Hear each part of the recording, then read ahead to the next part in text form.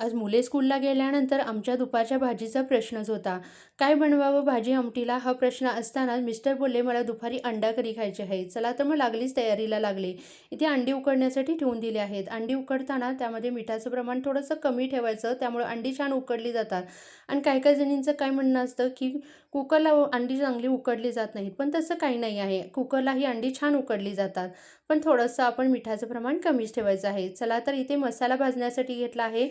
कांदा तळण्यासाठी मी घेतला आहे. हा आठवडाभराचा मी मसाला करून ठेवणार आहे. नाहीतर तुम्ही म्हणाल, की एवढा मसाला कशाला लागतोय? चला तर मग कांदा पूर्ण छान असा तळून घ्यायचा. त्यानंतर आपल्याला त्यामध्ये सुकं खोबरं घ्यायचं आहे, लसूण घ्यायचा, भरपूर असा टोमॅटो घेतला आहे, कोथिंबीर घ्यायची, आलं घ्यायचं आणि हेही सगळं तेलामध्ये छान असं परतून घ्यायचं. आपल्या मसाल्याचा कलर एकदम छान असा सोनेरी व्हायला हवा, तोपर्यंत आपल्याला ते परतून घ्यायचं आहे. नंतर अगदी गंधासारखं बारीक वाटून घ्यायचं. इथे मी अंडी उकडलेली होती ती सोलूनही घेतलेली आहेत. आता ती तेलामध्ये छान अशी परतून घेणार आहे. हळद घ्यायचं, घरगुती छान असा लाल मसाला त्यामध्ये घ्यायचा आणि छान अशी अंडी परतून घ्यायची.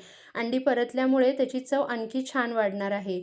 बघू शकता इथे एकसारखी अंडी परतून घ्यायची आहेत आपल्याला आणि परत एकदा त्याच कढईमध्ये मी तेल घेतलं आहे आणि कढीपत्त्याची खमंग अशी फोडणी दिलेली आहे.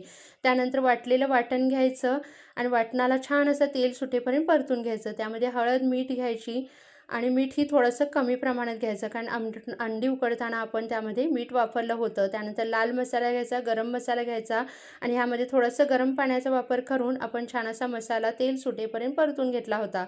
परत एकदा उकडलेली जी अंडी होती ती तेलात भाजून घेतलेली ती त्यामध्ये घ्यायची आणि भरपूर अशी कोथिंबीर घालून अंडा करी सर्व्ह करायची.